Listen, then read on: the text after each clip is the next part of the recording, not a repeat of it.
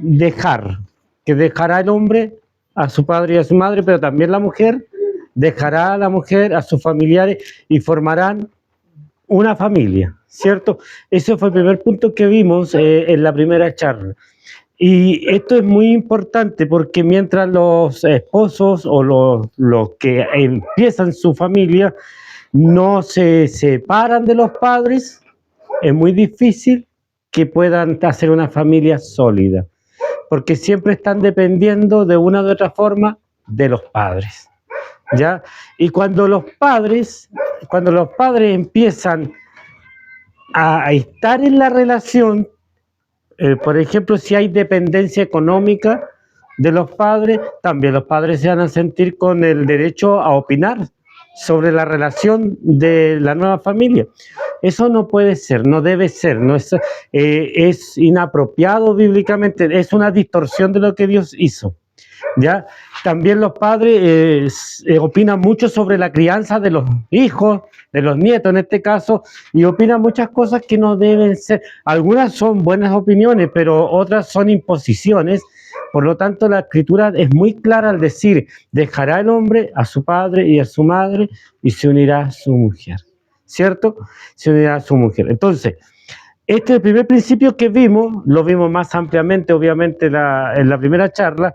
El segundo principio que vimos es de permanecer juntos, ¿ya? Que ustedes se tienen que hacer la proyección de que van a estar juntos para toda la vida, ¿cierto? Entonces, ¿es un suplicio pensar que van a estar juntos para toda la vida o es una bendición? ¿Entienden? ¿Cómo lo proyectan ustedes en sus mentes? ¿Cómo voy a estar con una sola persona para toda la vida? Los hombres de Judea en los días de Jesús tenían la noción de que el matrimonio era un tiempo. ¿Ya? Tenía la noción de que el matrimonio era solo un tiempo, una época en que se estaba casado, pero que podían estar con otras mujeres. Entonces, cuando el Señor Jesucristo les dijo que el matrimonio es con una mujer para toda la vida, con una sola mujer, y que no podían estar con otra, ¿cierto? Y el Señor Jesucristo fue quien dijo esta frase, Mateo 19, dijo, lo que Dios juntó no lo separe el hombre. Y fue el Señor Jesucristo que dijo esto. Entonces los discípulos llamaron para un lado al Señor y le dijeron, Señor, si así la cosa no conviene casarse. ¿Por qué? Porque ellos tenían una noción de que podían estar con otras mujeres. ¿Me entiendes? Y el matrimonio para el Señor es algo sagrado, ¿ya? Es algo sagrado. Para los hombres no era tan sagrado. Por lo tanto, el principio de permanencia en el matrimonio lo debo tener desde que me caso. ¿Me entiendes? Yo me casé pensando que voy a casarme para toda la vida con una sola mujer. La mujer con un solo hombre. Ahora alguien dirá, pero pastor, ¿y qué pasa si alguien se divorció? Mire, hoy día no vamos a hablar de ese tema, solo vamos a exponer los principios de lo que la Biblia enseña, ¿me entiende? Lo que es lo correcto ante Dios, ¿ya? Pero usted está casado hoy, está casado para toda la vida. Amén. Así de simple. Entonces, las personas dicen, no, es que sabe que yo no me hago casado con esta mujer toda la vida. ¿Y con quién se haya casado? No, es que yo pienso que en algún momento voy a hacer otras cosas en la vida. No, hermanos. La familia, esto también lo vimos, es un plan de Dios en la eternidad. No es algo que a Dios se le ocurrió, ay, ¿qué hago con el hombre ahora? Porque cuando uno ve el Génesis, parece que Dios ve a Adán y dice, chuta, ¿qué voy a hacer ahora? Porque está solo y lo voy a mandar a ponerle el nombre a animales y a los árboles y a los peces. Y ya terminó Adán, quizás cuántos años se demoró. ¿Y ahora qué hacemos? Bueno, le voy a hacer una mujer. No es fácil. Dios planeó en la eternidad el matrimonio. Y si en algo se refleja la eternidad si en algo se refleja la doctrina de la Trinidad, es en el matrimonio. ¿Cierto? Porque Dios es creador de vida. El varón por sí mismo puede engendrar, pero no es creador de vida. Necesita una mujer. Entonces, ambos son creadores de vida, ¿cierto? Por mandato de Dios. Y en eso reflejan a Dios. Pero dos. Por lo tanto, permanecer, ahora la Biblia da esta opción. Si tú quieres permanecer, dice Pablo, soltero toda la vida, hazlo, pero hazlo bien. ¿Me entiendes? Si tú quieres permanecer soltera toda la vida, hazlo, pero hazlo bien. ¿A qué se refiere? Sin relación sexual. ¿Me entiendes? Entonces ahí es donde el mundo dice, no, pues yo quiero ser soltero, pero quiero pasarlo bien. Pero la Biblia dice que eso no es el plan de Dios. Amén. El otro punto que vimos es la unidad, ya, la unidad que el Señor quería y quiere. ¿Puedes dar agüita, pastora, por favor?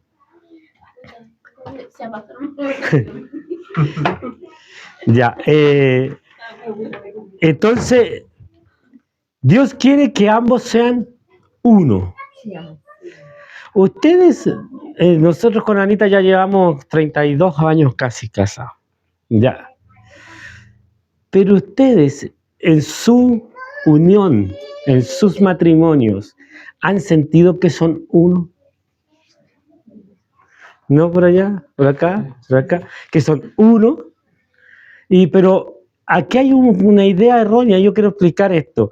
Cuando el Señor dice que sean uno, se refiere a un concepto, gracias pastor, a un concepto tan pero tan amplio, a un concepto muy amplio, hermanos, y este concepto al cual el Señor se refiere es lo siguiente. Primero uno, téngamelo hermano, por favor, que aquí se me puede caer. Primero uno, no, la Biblia presenta la unidad no como un componente, ¿ya? Por ejemplo, cuando yo digo la silla, me refiero a una silla. Pero la Biblia, cuando presenta la unidad, no se refiere a un elemento. Se puede referir a dos o más elementos en los cuales trabajan en perfecta armonía y son uno. De nuevo, la Trinidad. ¿Cierto? Tres en un solo Dios. El matrimonio, dos en una sola unión. ¿Ya? Dos en una sola unión. Dios nos ve como uno, porque aprendemos a trabajar en unidad, aprendemos a vivir en unidad. La relación sexual, dice Pablo, nos hace estar unidos y es hacernos una sola carne. Pero el Señor no habla solo de ser una sola carne, sino de ser una unidad. ¿Me entiende? Una unidad perfecta en la presencia del Señor. Entonces, la unidad tiene un solo proyecto de vida. Tiene un solo mecanismo, tiene una sola idea de vida. Ambos están de acuerdo en lo que quieren para los hijos. Señor, bendiga. Buenas noches, mis hermanos. ¿Sí? Entonces, ambos tienen el mismo proyecto, ambos tienen las mismas cualidades, ¿cierto? Las mismas cualidades para el Señor y para su proyecto de vida. Ambos piensan en cómo criar a sus hijos, ambos piensan igual en cómo van a proyectarse económicamente. Todo lo tienen muy parecido. Ahora, debo decir que al principio esto no es así. Al principio cada uno llega con sus ideas, ¿cierto? Y cuesta conciliar esa idea. Y no cuesta un par de meses, cuesta años a veces conciliar la idea de dos personas que son dos personas muy distintas, ¿cierto? Pero estas personas, primero por amor a Dios, van a llegar a estar unidas. A ver, me están siguiendo la idea, ¿cierto? Y por último, el último punto que vimos en la charla anterior fue la intimidad. La intimidad en base al versículo en que estaban ambos desnudos y no se avergonzaban. ¿Ya? ¿Qué significa esto? Que para Adán y Eva en el huerto no había pudor y no había vergüenza de estar desnudos porque eran sanos, santos ante Dios. Pero también en el matrimonio no debe existir la vergüenza en la intimidad, ¿cierto? Porque hay una relación sana. Si hay vergüenza de uno de los dos o si hay problemas por la intimidad de uno de los dos, es porque hay traumas. ¿Me entiendes? Y esos traumas pueden terminar destruyendo el matrimonio. Si hay algún pensamiento que no deje avanzar este matrimonio, ¿me entiendes? En cuanto a la intimidad, es porque hay un problema. La intimidad es un parámetro, hermanos. La intimidad es un parámetro. Si la intimidad se da bien en el matrimonio es porque las cosas están funcionando bien. Si la intimidad no se da bien, es porque las cosas, ¿me entiendes?, no están funcionando. Entonces, la mujer tiende a castigar al hombre con el sexo. Eso no es correcto, eso no es bíblico. ¿Me entiendes? Lo que es bíblico es que cada uno se entregue. Dice Pablo, no se nieguen conyugalmente, a no ser para un tiempo de oración. Y una vez terminado este tiempo, únanse nuevamente, dice el apóstol Pablo. Entonces el apóstol Pablo presenta la intimidad en relación a la unidad y a un parámetro de un buen funcionar del matrimonio, pero a la vez lo presenta en contraste del pecado de adulterio, del pecado de fornicación y todos los otros pecados. ¿Me entiendes? Desde esto me tocó predicarlo el domingo en la iglesia, así que yo creo que lo tienes más fresco, ¿cierto? Entonces, la intimidad dentro de un matrimonio es bendecida. Todo acto afuera es maldecido por Dios. Entonces, hermanos, la intimidad debe ser de acuerdo a la Escritura. ¿Amén? Bien. Entonces, ahora vamos a pasar al tema de hoy día. ¿Tienen sus Biblias?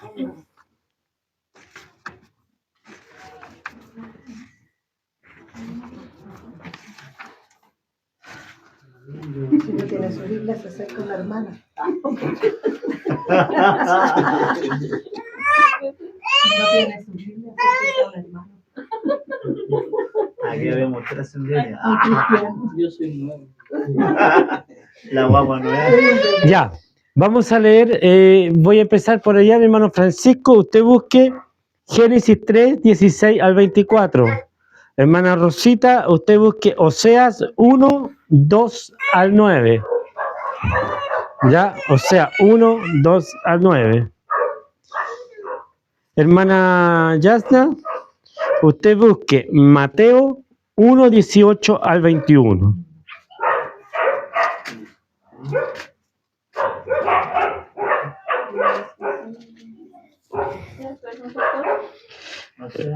Oseas 1, 2 al 9. Vamos a leer estos textos como textos base. Ténganlos, no los pierdan, que no los vamos a leer seguido. Vamos a empezar con Génesis 3, 16 al 24. Amén. Dice, a la mujer dijo, multiplicaré en gran manera los dolores en tus meses, con dolores dará a los hijos de tu deseo, serán para tu marido, y él enseñará el sueño hará de ti. Y el hombre dijo, cuanto obedeciste a la voz de tu mujer, y comiste del árbol que te mandé diciendo, no comerás, en el maldito será la tierra, por tu causa, con dolor comerás de ella todos los días de tu vida. Espinos y cardos te producirá y comerás plantas del campo. Con el sudor de tu rostro comerás el pan hasta que vuelvas a la tierra, porque de ahí fuiste tomado, pues polvo eres y polvo volverás. Y llamó a Adán en nombre de su mujer Eva, por cuanto ella era madre de todos los vivientes. Y Jehová Dios hizo el hombre y su mujer únicas de pieles, y los vistió, y dijo Jehová Dios, he aquí el hombre como uno de nosotros, sabiendo bien y el mal. Ahora pues no alargue su mano y tomaré también del árbol de la vida y comerá viva para siempre. Y lo sacó Jehová del huerto del Edén para que labrase la tierra y fuese tomado. A ver, Gracias. ahí mi hermano. Tengo que hacer unas preguntas. Si usted se siente incómodo con algunas preguntas, simplemente no responde. Pero, ¿alguien de ustedes me puede describir las expectativas que tenían antes de casarse? Expectativas con respecto del matrimonio. ¿Qué expectativas tenían antes de casarse? Yo pensaba que era fome. No, es que eso no es una expectativa. Una expectativa es lo Que que... pensar que todo era felicidad Algo así. y no era todo felicidad. Ya, ¿qué expectativa tenía antes de casarse? ¿Ninguno? Yo lo único que tenía como expectativa es tener una familia que nunca tuve. Ya, A formar esa familia que siempre deseé de mi niñez, porque como no tuve un papá presente ni una mamá tampoco muy presente, eso me llevó a que cuando yo tuviera una familia, soñar, desear algo hermoso, y pensaba que eso era algo muy light, así como iba a ser como perfecto. ya. ¿Y económicamente hubieron expectativas antes de casarse? Sí, ¿Sí? conmigo sí, porque había pobreza también en mi vida, en mi infancia, entonces no quería que mis hijos Ya. pudiesen sufrir hambre o poca ropa, esas cosas. Ya, perfecto. ¿Y alguien tuvo expectativa de un idilio amoroso permanente con el esposo o la esposa? De ser ¿Sí? Enamorada eternamente. ¿Sí? ¿Sí? ¿Alguien por acá? sí, en mi caso, bueno, en mi caso yo temí mi expectativa era de que la persona que yo me casara, en el caso de nosotros dos, era que juntos sirviéramos al Señor. Siempre fue mi expectativa eso, porque, bueno, todos saben que nosotros venimos de otros matrimonios, y en el primer matrimonio no, eso no estaba. ¿Entiendes? Esa era la mía. Se dan cuenta que si nosotros hablamos de Adán y Eva, ellos empezaron el matrimonio perfecto. Lo hizo Dios mismo, fue el ministro de fe, ¿cierto? Lo tenía todo, absolutamente todo, no les faltaba nada. Ya tenían una inocencia tal que les permitía gozar de todo lo que Dios había puesto para ellos. Además,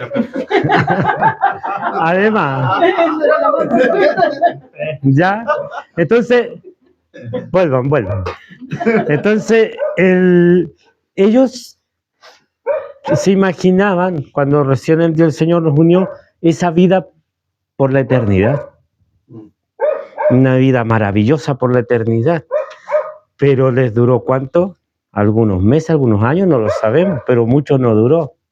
Y luego vino una realidad muy dura para ellos, que fue sentir dolor, sentir hambre, ¿cierto? Sentir sed, hermanos, y trabajar ahora, antes trabajaban, pero ahora trabajar para sobrevivir. ¿Me entiende? Antes trabajaban para agradar a Dios, ahora tienen que trabajar para sobrevivir. Y el Señor le dice, con el sudor comerás el pan de la tierra, con el sudor. Entonces, todas las expectativas de ese matrimonio maravilloso se vinieron al suelo. Y el Señor le dice, ¿cierto?, que tendrán que salir de ahí donde están, que tienen que ahora tener una vida dura, una vida triste, una vida que ellos jamás imaginaron. Y los dos juntos, ¿cierto? Esto es lo que genera la expectativa del noviazgo, que Dios sabe que yo jamás me generé expectativa con respecto de eso. Tenía una mente muy distinta. Por eso digo, Dios sabe que es cierto lo que digo. Nunca me imaginé, me generé ningún tipo de expectativas con respecto del matrimonio, de que iba a ser maravilloso, porque veníamos de una familia muy pobre y que había que luchar mucho, así que yo sabía que en la vida había que luchar. Pero hay personas que sí se generan expectativas, que van a amarse, que van a superar todo juntos y que van a hacer esto, otro, y resulta que la realidad les da una bofetada, ¿cierto? Y les muestra que no es así, que ahora ambos tienen un proyecto de vida y que ahora ambos cortaron es cierto, el cordón umbilical de su familia y tienen que ahora confiar y apoyarse en ustedes, en nadie más. ¿Me entiende? Entonces, es importante entender esto, amados hermanos. Nuestras expectativas que pudimos generar antes de casarnos también pueden destruir la unión que el Señor hace. ¿Cierto? Porque nosotros nos imaginamos una cosa y el Señor dice, bueno, tus pensamientos no son mis pensamientos. Pero después hace una pregunta, ¿quiere Dios el éxito de los matrimonios o quiere que fracase? Entonces, si Dios quiere el éxito de los matrimonios, dio todas las herramientas para que los matrimonios tengan éxito. Entonces alguien me va a decir, no, pastor, es que sabe que yo no estoy con la persona, yo no me casé con la persona que hubiese querido casarme. ¿Cierto? Yo no estoy con la persona que deseé de niño, que de niño yo me imaginaba un tipo de mujer o la niña se imaginaba un tipo de hombre, el príncipe encantador, ¿cierto? Y que iba a vivir con esa persona y finalmente vive con la persona que vive, ¿cierto? Entonces, hermanos, escuchen, con esa persona con la que vive y está unido, quiere el Señor que usted sea feliz. No importa que no se hayan enamorado al principio, no importa que no hayan tenido amistad al principio, no importa nada de eso. Entonces, pero pastor, porque el enamoramiento no es parte de la cultura hebrea. No es parte de la cultura hebrea. Y la palabra del Señor se les dio primero a ellos y por medio de ellos a nosotros. Es muy occidental esto del enamorarse. Yo también me enamoré de mi esposa. Yo lo he dicho un montón de veces, me enamoré y me enfermé, yo sí que estaba enfermo. ¿Me entiendes? Y eso lo usó el Señor para que nos uniéramos en matrimonio. Pero en otras culturas no existe esto. Y entonces el Señor dice, con enamoramiento, sin enamoramiento, el matrimonio tiene que funcionar. ¿Se dan cuenta? Con expectativa o sin expectativa, el matrimonio tiene que funcionar. Pero la realidad de la rutina diaria del matrimonio es muy fuerte. Sí. Y vienen las deudas, vienen los problemas, viene que hay que tener casa, viene que hay que tener auto. Bueno, ahora hay que tener auto, en el pasado no era tan importante, ¿cierto? Que hay que tener esto, que hay que tener esto otro, y la lista es larga.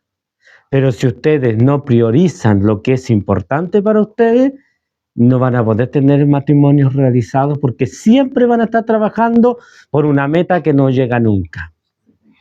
¿Me entiendes? Tienen que priorizar lo que quieren. Entonces, Adán y Eva nos enseñan que las expectativas cambian con la realidad. ¿Cierto? Cambian, pero drásticamente con la realidad. Entonces, vamos a ver ahora la cita de Oseas. 12 al 9, perdón. Osea 1, 2 al 9. ¿Sí? Ya dice así, dice, en el principio de la palabra de Jehová, por medio de Oseas, dijo Jehová a Oseas, ve, tómate una mujer fornicaria e hijos de fornicación, porque la tierra fornica apartándose de Jehová. Fue pues y tomó a Gomer, hija de Diblaim, la cual concibió y dio a luz un hijo.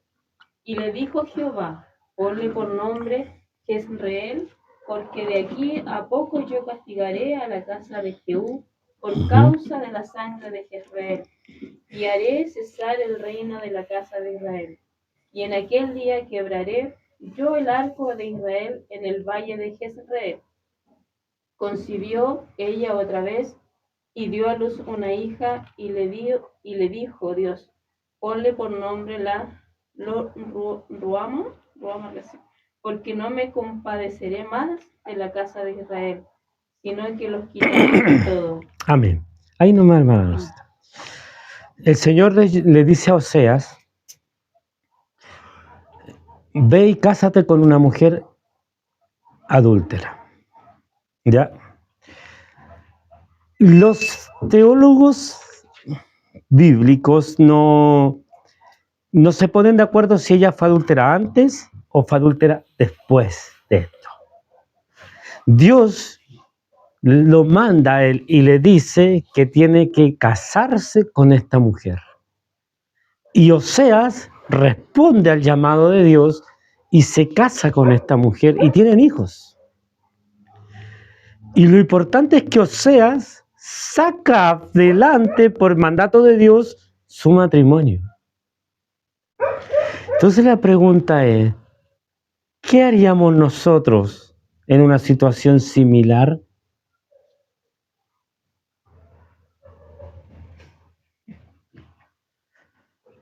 Hombres y mujeres, si después de haberlo mandado a una mujer a casarse con un fornicario. ¿Qué haríamos nosotros? Sería difícil. Está difícil, ¿cierto? ¿Por qué Oseas obedeció? Porque Dios lo mandó. Entonces Dios era importante en su vida. Ese es el punto, que para Oseas Dios era importante en su vida, muy importante. ¿Me entiende?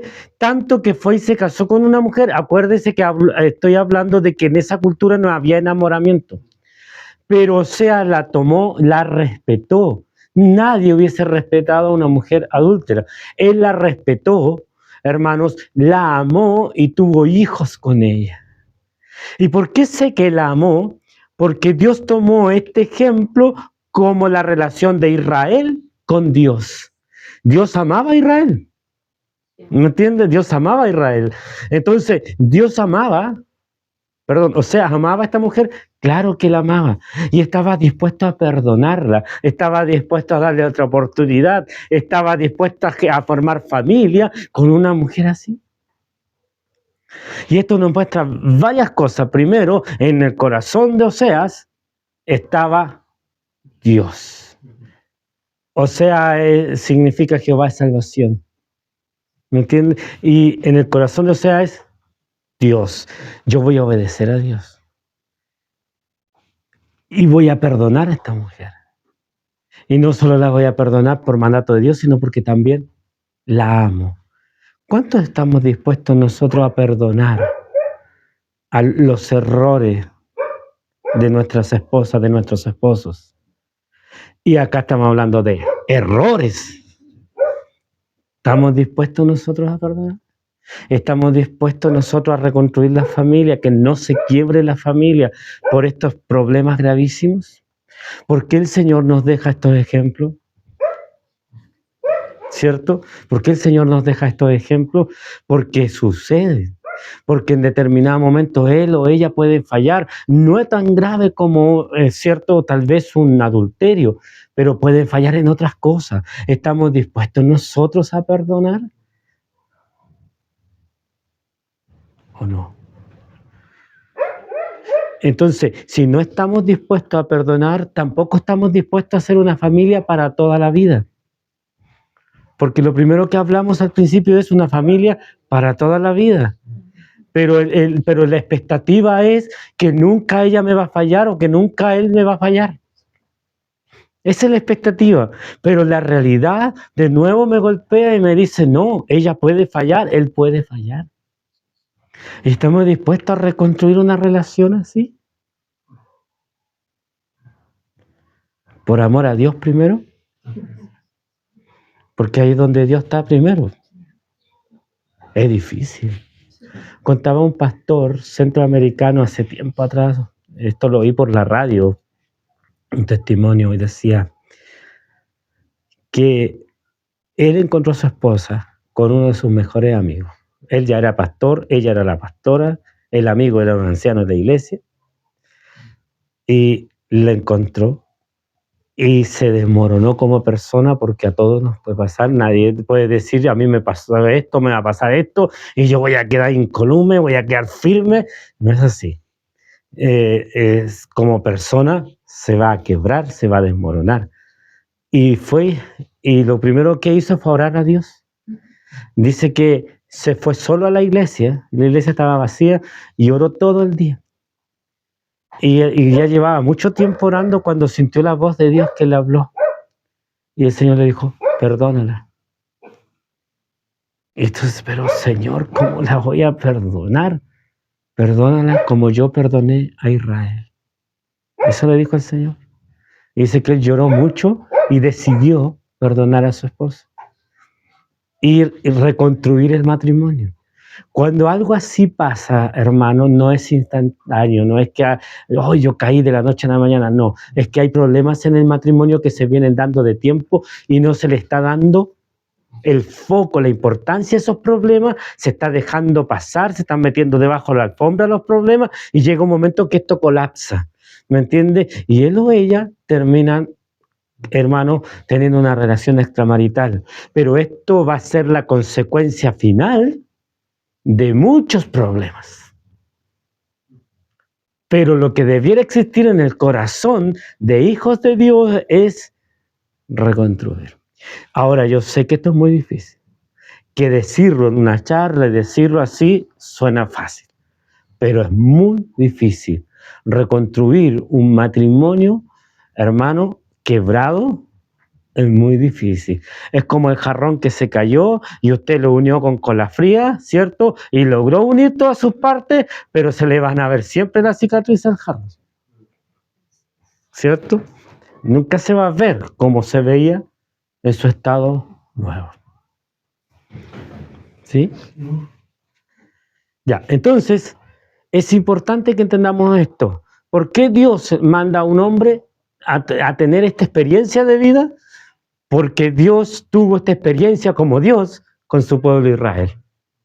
¿Cierto?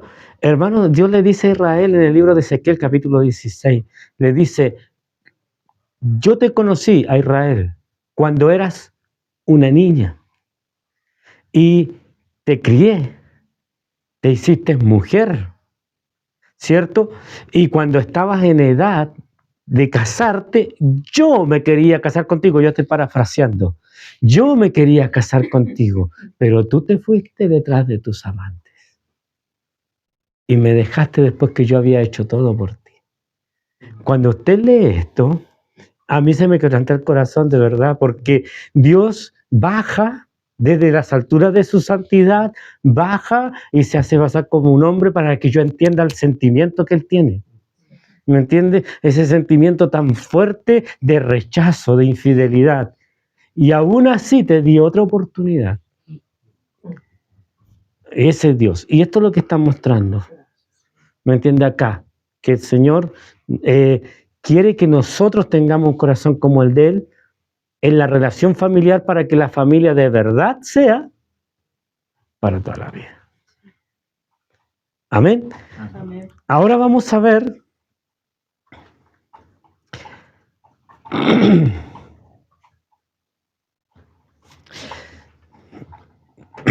la cita de Mateo. ¿A quién le di la cita de Mateo? Le haga. 1:18, ¿cierto? Dice, el nacimiento de Jesucristo fue así. Estando desposada a María, su madre con José, antes de que se juntasen, se halló que había concebido del Espíritu Santo. José, su marido, era hombre justo y no quería infamarla. Quiso dejarla secretamente.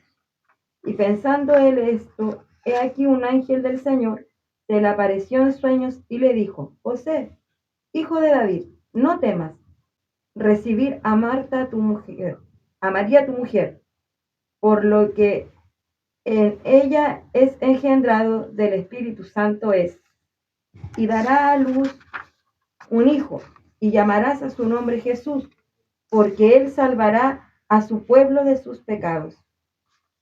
Amén. Entonces aquí tenemos otro ejemplo bíblico. Se fijaron en el primer ejemplo bíblico, las expectativas del matrimonio, golpe realidad.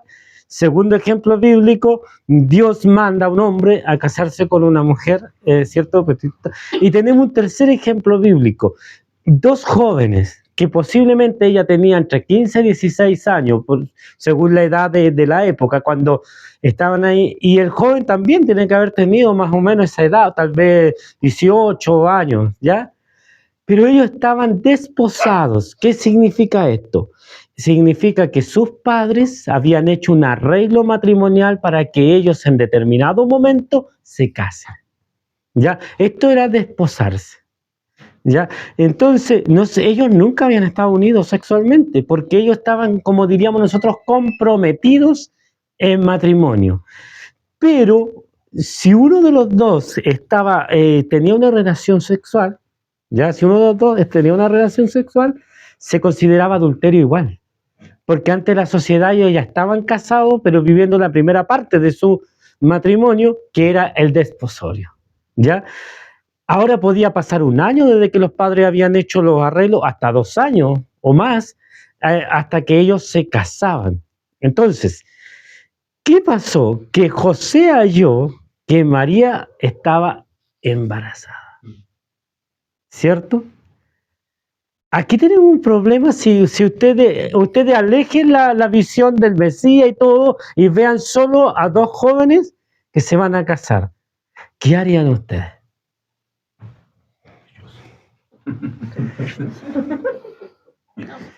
¿Cierto?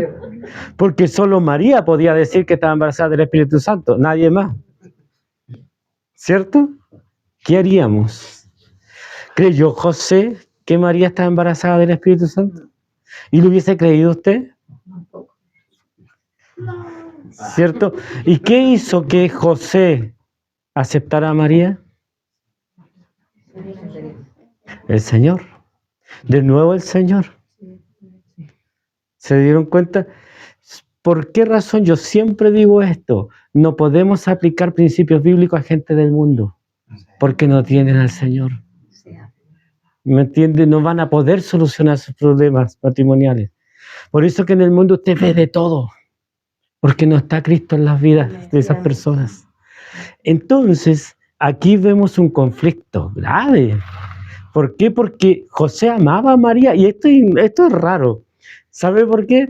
Porque no se conocían prácticamente, o posiblemente, creo que me entiendan, posiblemente se conocían de niño, pero como pareja no se conocían, ¿ya? Pero él la amaba y no quiso difamarla, ¿cierto? Lo primero que podría haber hecho es difamarla y devolvérsela a los padres con una carta de repudio, ¿cierto? Y los padres hubiesen tenido que devolverle la dote a los padres de José. Que esto es grave, por hermano. Y sabe que la mujer hubiese quedado marcada para el resto de la vida y tal vez hubiese encontrado un esposo en el futuro, pero eso es un tal vez. Lo más probable es que nunca más se haya podido casar, porque las leyes en esa época eran muy duras con las mujeres en cuanto al matrimonio. Entonces, hermanos, ¿qué hacemos nosotros? José recibe una orden del Señor y se une a María. Pero usted sabe que este hombre José amó a esta mujer más de lo que nosotros suponemos, porque igual corrió la voz de que María había cometido adulterio. Y José nunca la abandonó. No dice la Biblia que José la abandonara. E incluso los fariseos le dijeron a Jesús: tú eres hijo de adulterio. ¿Qué harían ustedes, varones, si hay un comentario sobre su esposa? Le cierro un ojo. ¿Cómo? Le cierro un ojo. Le cierra un ojo, ¿no? ¿A la esposa? No, al que estaba hablando. Ya, dejémoslo así. Entonces, ¿pero qué harían, hablando en serio, si ustedes escucharan estos comentarios? Ah, tú te casaste con la tanto, que es muy parecido a la historia anterior. Y ustedes por amor van a estar allí. Además que ustedes saben, si es que en verdad ama, que su mujer es inocente. ¿Cierto? O del hombre que se diga: ah, se casó con el tanto. ¿Cierto? Ah, este hombre tiene fama de esto, de este otro. Pero si hay un amor genuino y está Dios allí, ¿ustedes defenderían a sus esposos? O cuando hagámoslo más rutinario, ustedes están en su casa y está la mamá hablándole del esposo. Las mamás son especialistas y ustedes van a ser suegra en algún momento. ¿Ya? Ustedes van a ser suegra en algún momento. Ayúdenos, Señor. Entonces, ¿cómo la mamá habla mal de los yernos? ¿Cierto? Pero también la mamá del otro lado habla mal de la nuera. ¿Cierto? ¿Son capaces de defender ustedes a su esposa? ¿Sí? Porque la aman. ¿O no? O ustedes pueden ser hijitos de mamá y decir, ay, ¿sabes qué? Mi mamá hacía mejor la comida, mi mamá hacía mejor esto y mi mamá hacía mejor esto otro, ¿cierto? Acá en ese Ah, pero eso es tiempo pasado. Ya, pues entonces, hermanos, esto es interesante porque ¿hasta dónde está dispuesto usted a defender a su esposo o a su esposa? ¿Cierto? Porque ese es el principio bíblico que se está estableciendo acá. Oseas defendió a Gomer, ¿cierto? Su esposa. José defendió a María, su esposa. Y no la defendió un rato, la defendió toda la vida. ¿Cierto? Y además del prestigio de él como hombre, porque de él también hablaba, mira, este hombre se casó con una adúltera. ¿Le han puesto oposición para que ustedes sean pareja, matrimonio? ¿Sí? ¿Y han vencido esa oposición? ¿Pueden contar algo de eso? ¿Alguien? Mi mamá no quería que me casara.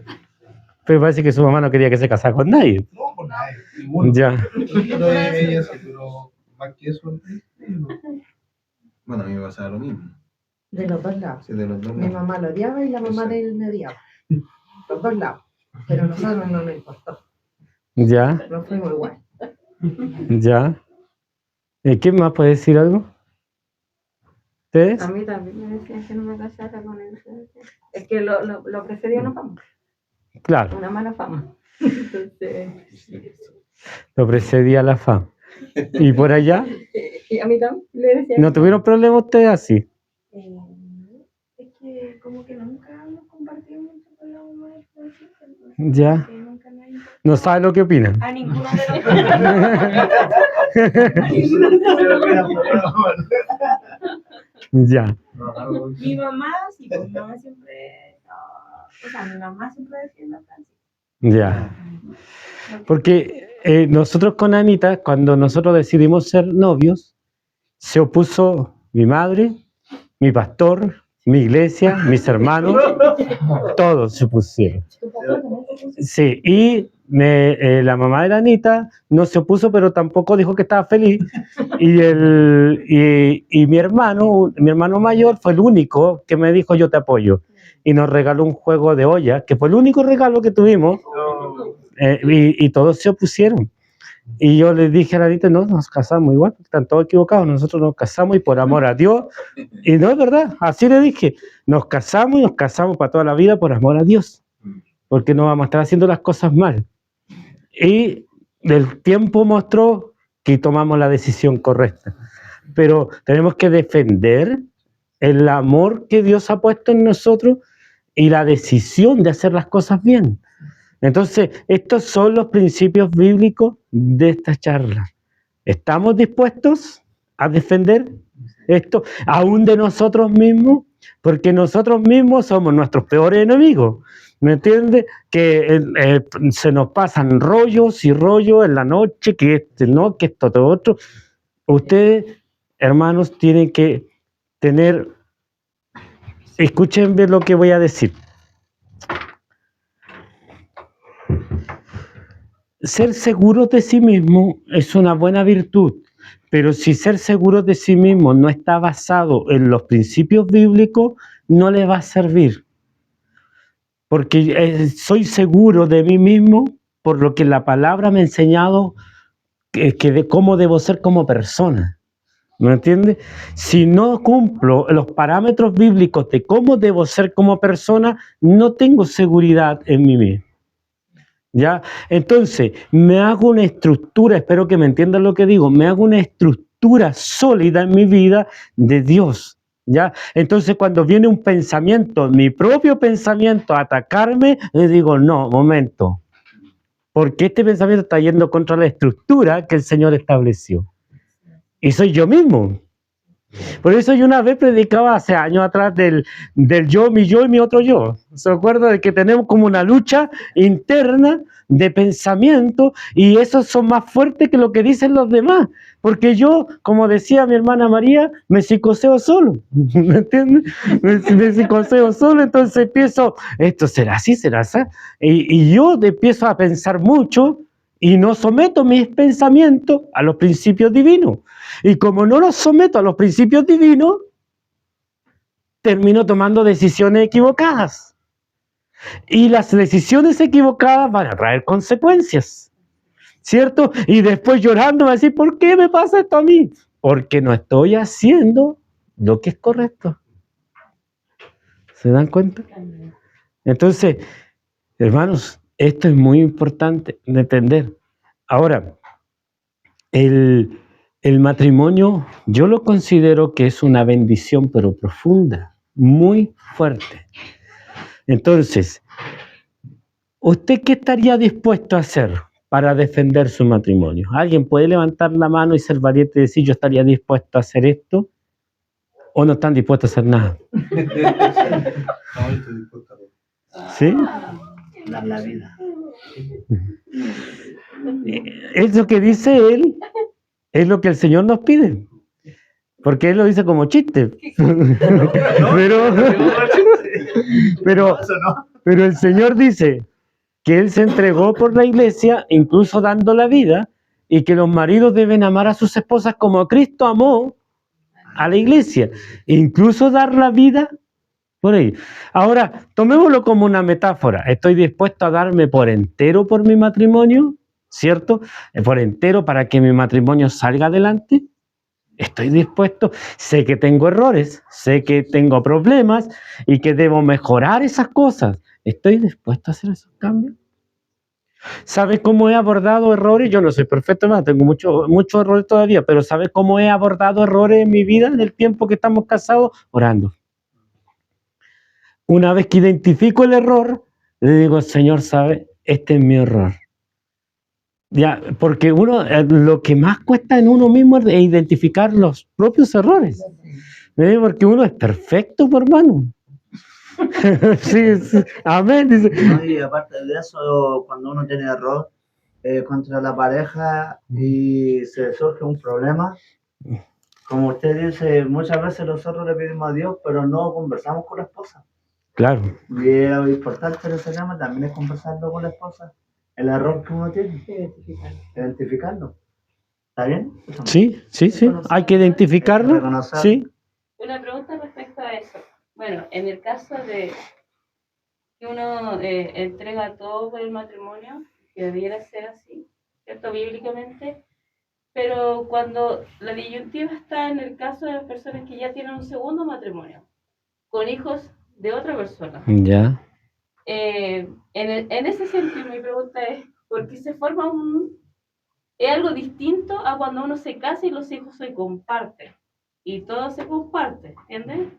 Es distinto, ¿por qué? Porque vienen circunstancias y problemas que son sea del hijo de allá, sea el hijo de acá. Y esos problemas, cuando son más grandes los jóvenes y todo eso, es difícil también, hacen difícil muchas veces el que uno mire cómo solucionar a veces esos problemas, cómo llevarlos a la unidad, al de que, escucha, hay que seguir adelante. No sé si me entienden. Sí, sí, le entiendo. Ahí es distinto, hay una mirada distinta a lo que se refiere cuando está el primer matrimonio. Uh-huh. Cuando está sólido eso, ¿por qué? Porque todo se comparte. No sé si me entienden en ese sentido. Lo comprendo muy bien, hermana Rosita, pero primero, los mismos principios se deben aplicar. Ya, los mismos principios se deben aplicar. Ahora, voy a ser bien duro con lo que voy a decir, pero tengo que decirlo con respecto a lo que dice la Biblia. Ya, no es el plan de Dios, en principio, que hayan 2 matrimonios, 3 matrimonios. Ya, Entonces, cuando el segundo matrimonio va a tener estos conflictos donde va a estar permanentemente la figura del esposo antiguo por los hijos o de la esposa antigua por los hijos, es una consecuencia de nuestras malas decisiones o de nuestros errores, ¿cierto? Entonces, lamentablemente, estas consecuencias las voy a llevar siempre, pero me debo hacer la meta de vivir los mismos principios de un matrimonio como si fuera el primero. ¿Me entiendes? Aunque no es compartible, por ejemplo, los hijos no son tus hijos, ¿cierto? Sí se puede hacer que ese matrimonio, porque temen a Dios, yo estoy en un supuesto que ambos temen a Dios, él va a respetar la situación y ella va a respetar la situación. Voy a poner práctico, ya para que se entienda. Él tiene hijos de su primer matrimonio, ella tiene hijos de su primer matrimonio. Fracasaron estos matrimonios, ahora se unieron.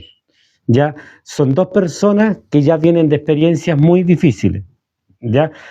Primero, tienen que aplicar los mismos principios que rigen para el matrimonio, porque están haciendo un matrimonio. Segundo, hay otro principio que son los míos, los tuyos y los nuestros. ¿Ya? Los míos son los que tuve, los tuyos son los que tuviste y los nuestros son los dos. ¿Por qué? Porque si usted se une con esta persona, él tiene derecho también a criar a esos niños que no son sus hijos porque están bajo un mismo techo. Y ella tiene derecho a criar a los hijos del otro porque están bajo un mismo techo. No sé si me están siguiendo. ¿Cuál es el error? Decir, tú no te metes con mis hijos, yo no me meto con los tuyos y así vamos a vivir felices. No es así. No es así porque están formando una familia y están trayendo hijos a esa familia. ¿Me entienden? Entonces, si ustedes los crían por separado, no hay una unión familiar. No existe el uno que quiere Dios. ¿Me entiende? Ustedes tienen que criarlo bajo el concepto de que son una familia. ¿Me entiende? Una familia nuclear. Y esta familia nuclear tiene que someterse a todas las normas que haya bajo ese techo. ¿Me entiende? Respetando que él tiene otro papá, que ella tiene otra mamá, pero mientras vivan con nosotros, estos son nuestros principios de vida y normas de vida para vivir. ¿Me entiende? Yo no los voy a obligar a ustedes a decirle papá a él, porque no es su papá, pero quiero que lo respeten como mi esposo a quien yo amo. Y quiero que le respeten como la esposa a quien yo amo. ¿Me entiende? Sí. Bueno, yo no tengo ese... Perdón, hermana Cristina, no sé si se entendió. ¿Sí? Como decía el hermano Deme agüita. José. Sebastián, pasa también por ahí porque algo súper importante, el tema de la comunicación, porque uno, como a veces no está esa comunicación, esa confianza de decir, mira, estoy fallando, me dicen esto, porque pasó tal situación con el niño, uno va a la oración, creyendo que está bien, y sí está bien, pero esto también es importante, conversarlo y que después Dios respalde esa conversación, que en la comunión, en la confianza, que a veces no está en el matrimonio, se generan estas cosas, porque uno de repente, a mí hasta con mi hijo me pasa, que Luis como que defiende más a uno y yo defiendo más al otro. Entonces uno no le da la autoridad suficiente y como yo no digo nada, después ya, chao, nos enojamos, no le dijimos nada en la noche, lloré, Señor, mira que está mal mi esposo, pero no le dije, él no me dijo, mira, tú me desautorizaste, o a mí me molestó lo que tú hiciste, y yo pienso que pasa por la comunicación. Ya, correcto. Es que pasa que sí pasa por la comunicación, pero también pasa, en el caso de lo que expone de hermana Rosita, también pasa por una realidad, ¿me entiende? Que es que van a estar siempre presentes las personas del primer matrimonio. Siempre van a estar presentes, ¿ya? Y hay que aprender a vivir con esto. Hay que aprender a vivir con esto, hay que amar, hay que cuidar, hay que respetar, ¿ya? Ahora, para estar terminando, yo creo que se entendió el tema de hoy, ¿cierto? ¿Cuál es el tema de hoy? Defender nuestro matrimonio, ¿cierto? Ser capaces de defenderlo y defenderlo sin violencia, pero ser capaces de confrontar a alguien. Ustedes no sé si serían capaces de confrontar a alguien. Mire, quiero decir lo siguiente. Voy a poner ejemplo aquí a este matrimonio, ¿ya? Viene fulano de afuera y le dice al hermano, ¿sabes qué? Tu esposa aquí, tu esposa allá, no me gusta tu esposa y esto y esto y esto. Y él tiene dos opciones. Ah, sí, tenéis razón. ¿Cierto? Sí. Tenéis razón. ¿Cuál sería la segunda opción? No hacerle caso, me interesa lo que dice. ¿Ya? Confrontarlo. Sí. Mira, no te aguanto que hables de mi esposa. Ni a ti, ni a nadie. ¿Me entiendes? Ni a mi mamá, ni a mi papá, ni a mi abuelito, ni al pastor, ni a nadie que me venga a hablar mal de mi esposa. ¿Cierto? Porque si ustedes aguantan que le hablen mal de su esposo o de su esposa, están aguantando que le hablen mal de ustedes mismos. ¿Me entienden? Porque ustedes son una carne ante Dios. Entonces, mira, tu esposa aquí, tu esposa allá, pero de fondo le están diciendo, mira, tú aquí, tú allá. ¿No sientes celo de que le hablen mal de su esposa a los varones? ¿Cierto? Yo nunca he aguantado que alguien le hable mal de mi esposa. ¿Me entiendes? Y tengo mi carácter, así que puedo defender, ¿me entiendes? Ese principio y defender a mi esposa. También las esposas tienen que hacer eso por sus esposos. ¿Cierto? No es que sabéis que tu esposo aquí, tu esposo allá. No te permito que hables mal de mi esposa. Tal vez sea lo que tú dices, tal vez, pero mi esposo y yo quiero que lo respetes. Porque estamos dispuestos a defender nuestro matrimonio, ¿cierto? Ahora yo quiero decir algo en desmedro nuestro, los varones, ¿me entiendes? Que los varones cada vez somos menos varones. ¿Me entiendes? ¿En qué sentido? De que no somos capaces de defender de nuestro matrimonio, defender nuestra familia, defender esto. Cada vez somos como más hermanos, no quiero ofendernos a nosotros mismos. No es ni permisión ni like. No se ponen los pantalones. No nos han comprado cinturones. No, es que hemos perdido masculinidad. La palabra del Señor dice, ¡shh, perrito! La palabra del Señor dice así: Jehová se levantará como gigante, como varón de guerra despertará celo. Como varón de guerra. Y habla a los varones el Señor como varones de guerra también. Como guerreros.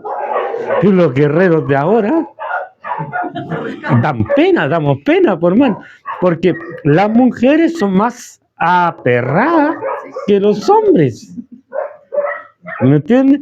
Y los hombres debemos ser más varoniles, más masculinos, más firmes, ¿me entiendes? De decisiones, no duditativos, que por todo dudamos, que por todo hay que voy a preguntar esto, voy a preguntar. No, la palabra del Señor nos dice a los varones que nosotros somos los que debemos decidir. Pero si no tengo una masculinidad firme, ¿cómo decido? Y voy a mi esposa y le digo, ¿sabes que decidí esto? ¿Y quién eres tú para estar decidiendo esto? Y dentro de todo eso, la mujer le quita mucha autoridad al hombre. No en mi caso. ¿O será que el hombre descansa en la mujer? No en mi caso. Es que deciden mal. Pero por lo que uno conoce de gente, trata con gente, los trabajos, la mujer le quita demasiada autoridad. Y no es por ser machista. Ya. Yo creo que pongámosle, Pastor Jero, en decisiones, pongámosle, pongámosle tiene un negocio. Ya. Yo he tomado decisiones solo. Ya. Y he dicho, voy a comprar esto y lo compro. Ya. Y antes de, pongámosle, de ir a comprarlo, les digo, mi amor, ¿sabes que voy a comprar esto? Y mi esposa me dice, no lo compres. Ya. Piensa primero. No lo compres. Ya. Y yo voy y no le hago caso a lo que ella me dice, y lo compro y me va mal. Ya. O sea, usted está afirmando la idea de que la mujer decide mejor que el hombre. Que de repente el hombre, como es el dicho, no decidimos bien porque tenemos mucha idea en nuestra cabeza y las mujeres Primero, Escuchen bien lo que voy a decir. Yo no estoy aquí en una charla bíblica para dar que salgamos con los varones así como que somos los mejores. No. Lo que el Señor quiere como principio, todos son principios de esto, de vida del Señor, es que el hombre tenga la capacidad de decisión y que las decisiones importantes del hogar las pueda tomar el hombre. Pero el hombre no está formado ni en su casa ni en la iglesia para tomar decisiones hoy día. Por eso que no es el hombre que debe ser. ¿Y me entiende? Yo he luchado en nuestra iglesia para que los hombres sean hombres. ¿Me entiende? ¿En qué sentido? De que lleven la delantera espiritual como sacerdotes del hogar. ¿Me entiende? Que ellos decidan, vamos a hacer esto, vamos a buscar al Señor, vamos a hacer esto otro. No las mujeres. Ahora aplaudo a las hermanas, de verdad que las aplaudo, ¿me entiendes? Las aplaudo, porque son las hermanas muy aguerridas. Pero nosotros no hemos sido preparados en nuestros hogares ni en la iglesia para ser los hombres que debiéramos ser. ¿Me entiendes? Por eso que no tomamos las decisiones que debiéramos tomar correctamente y por eso que a veces parecemos hijos de las esposas más que el esposo. Es un tema igual cultural. Sí, es un tema cultural, pero resulta que Chile era machista, pero hace rato parece que algo pasó y ahora Chile es feminista. Hermano, mire, las decisiones en el matrimonio son de ambos. ¿Me entiendes? Son de ambos. Pero el hombre debe ser capaz de ser hombre, defender a su esposa, defender su familia y tomar decisiones. Y las decisiones importantes se deben conversar con la esposa. Y ambos deben decidir hacer las cosas, pero se deben escuchar, ambos. ¿Me entiendes? Ahora, podemos hablar otro día de la impulsividad, de ser impulsivo para comprar, de gastar la plata, de todo eso, ¿ya? Tenemos esos problemas a veces, pero se puede luchar contra eso. Se puede luchar contra eso y se puede ser una persona ordenada y vivir con lo que el Señor nos ha dado. Pero hoy día el tema era defender el matrimonio, defender a la familia. ¿Cierto? Si a usted le tocan sus hijos, ¿qué hace? ¿Cierto? Si a usted le tocan sus hijos, ¿qué hace? Usted salta, pero depende, como león, ¿cierto? ¿Ya? Y sabe usted que sus hijos son una bendición tremenda en las vidas nuestras, ¿cierto? Los hijos los amamos con todo nuestro corazón, pero ellos van a crecer, se van a casar, se van a ir y yo me voy a quedar con mi esposa. Entonces somos capaces de agarrarnos del moño por los hijos. Pues los hijos se van. Es tema para otra charla. Bien, mis hermanos, creo que se ha entendido los últimos comentarios. No sé si tienen algún comentario que hacer con respecto de qué harían ustedes por defender su matrimonio. Bueno, de hecho yo creo que esa es mi debilidad aún. Ya. Porque a mí siempre ha sido, si me pueden ofender, me pueden decir cualquier cosa, yo no reacciono. Pero si cuando vivía allá con mi papá, si ofendían a mi hermana, desde chico mi papá me contaba que alguien molestaba a mi hermana, yo reaccionaba violentamente. A mi mamá, a mi papá, igual. Y la última vez yo pensé que tenía controlado eso. Y la última vez, no sé por qué pasó una situación acá, estábamos todos ocupados y mandamos a la Flo a comprar acá al frente. Y la Flo venía de regreso y el compadre empieza a gritar. Y yo salgo y me empieza a insultar y sale mi esposa y le insulta a ella. Y ahí yo creo que era una vez, y ahí yo vi todo rojo. Yo salí afuera a pegarle al compadre porque insultó a la Yamin. No le insultó bonito. Y yo salí, yo quería puro, yo andaba en auto y partió. Y la Yamin también me llamaste. Yo creo que esa es parte de controlar esa. Estoy dispuesto a dar todo, a defender todo, pero hay que... Claro, hay que ser equilibrado. Desde ahí que salió ese tema, ese compa, él está muerto. No era así. Ya. Entonces, mis hermanos, recuerden esto, lo que hablamos hoy día. Espero que puedan estar en la siguiente charla. Y porque son cosas muy importantes que tenemos que aprender. Sí, amén. Así que nos vamos a poner en pie y le voy a pedir a la hermana Rosita que nos lleve en oración para terminar. Gracias. Señor, le queremos dar gracias.